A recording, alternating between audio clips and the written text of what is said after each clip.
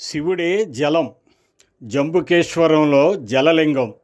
తమిళనాడు రాష్ట్రంలో తిరుచికి 11 కిలోమీటర్ల దూరంలో జంబుకేశ్వర ఆలయం ఉంది. ఈ ఆలయానికి తిమేవకాయ్, తిరువనైకావల్ అనే పేర్లు కూడా ఉన్నాయి.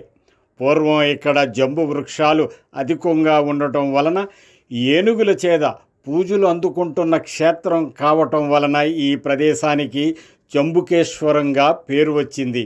ఈ దేవాలయం 5 ఎకరాల విస్తీర్ణంలో ఎత్తైన 7 గోపురాలతో నిర్మింపబడి ఉంది. ఇక్కడ జంబుకేశ్వర లింగం పశ్చిమముఖంగా ఉంటుంది. నీటితో నిర్మితమైన ఈ లింగం నుండి పానపట్టం నుంచి నిరంతరం నీరు ఊరుతూ ఉంటుంది. అందుకే పానపట్టంపై ఓ వస్త్రాన్ని కప్పుతారు.